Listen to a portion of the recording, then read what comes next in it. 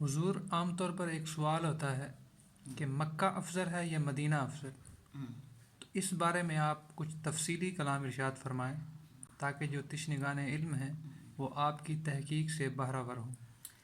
اس بارے میں کچھ چیزیں اتفاقی ہیں، بعض چیزیں اس بارے میں اختلافی ہیں۔ عام طور پر جب عوام الناس میں لوگ اس چیز کو بیان کرتے ہیں تو باتوں کو مکس کر دیتے ہیں۔ پہلے اتفاقی چیزیں سن لیجئے اور اس کے بعد چند اختلافی باتیں آپ کو عرض کرتا ہوں۔ اس پر علماء کا اتفاق ہے، کوئی اختلاف نہیں ہے کہ نبی کریم صلی اللہ علیہ وسلم کا مبارک جسم اطہر جس زمین کے حصے سے متصل ہے وہ مدینہ طیبہ کے دیگر مقامات سے افضل ہے، مکۃ المکرمہ سے افضل ہے، خود کعبہ بلکہ عرش سے بھی افضل ہے۔ اس پر کوئی اختلاف نہیں، ایک اتفاقی بات یہ ہے۔ دوسری بات یہ ہے، اس پر بھی علماء کا اتفاق ہے کہ کعبہ معظمہ مدینہ طیبہ کے دیگر مقامات جو نبی پاک علیہ السلام کے مبارک اس خاص مسح ہونے والے حصے سے ہٹ کر ہیں، جو کعبہ معظمہ ایک عمارت نما کمرہ نما عمارت ہمیں نظر آتی ہے، کعبہ معظمہ ان تمام سے افضل ہے۔ اس اعتبار سے مدینہ طیبہ کی زمین سے کعبہ شریف کی جو زمین ہے اور کعبہ ہے وہ افضل ہے۔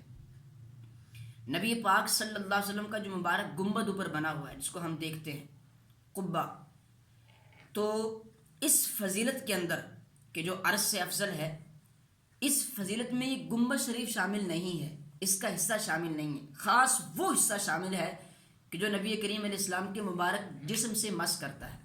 یہ دو اتفاقی باتیں۔ اب جو تیسری بات ہے وہ ہے اختلافی بات ہے کہ اس سے ہٹ کر اب جو زمینیں بچی ہیں مکہ اور مدینہ کی، تو ان میں مکہ افضل ہے یا مدینہ افضل ہے؟ اور چوتھی بات یہ ہے کہ مسجد حرام افضل ہے یا مسجد نبوی افضل ہے؟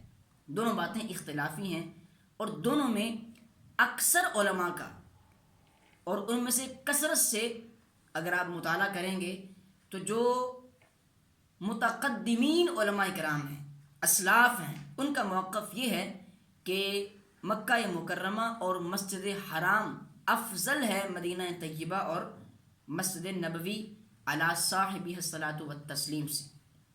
لیکن اس طرف بھی علماء کی بڑی ایک جماعت ہے جن میں حضرت شیخ عبدالحق محدث دہلوی رحمۃ اللہ تعالی علیہ ہیں، خود اعلیٰ حضرت ہیں، اور دیگر ہمارے ماضی قریب کے بھی کئی بزرگ ہیں جن کا موقف یہ ہے کہ مدینہ طیبہ اور مسجد نبوی افضل ہے مکہ پاک اور مسجد حرام سے۔ دلائل دونوں طرف ہیں اور علماء کا رجحان بھی دونوں طرف ہے، تو اس بارے میں جو کہ جس بارے میں بھی نظریہ رکھتا ہے تو اس کو کسی بھی اعتبار سے طعن و تشنیع کا نشانہ نہیں بنانا چاہیے۔ ایک چیز پھر اس اختلاف سے یہ بات بھی حل ہو جاتی ہے کہ زمین افضل ہے یا آسمان افضل ہے، تو صحیح یہ ہے کہ زمین جو ہے وہ افضل ہے آسمان سے، کیونکہ انبیاء کرام علیہم السلام کے بارے میں ہمارا عقیدہ یہ ہے کہ وہ اپنی جسمانی دنیاوی حقیقی زندگی کے ساتھ دنیا سے ظاہری پردہ فرمانے کے بعد بھی تشریف فرما ہوتے ہیں۔ ان کے مبارک اجسام اس زمین پر ہی ہیں، خود آقا کریم علیہ السلام کا جو مبارک جسم اطہر ہے وہ بھی زمین میں مدفون ہے۔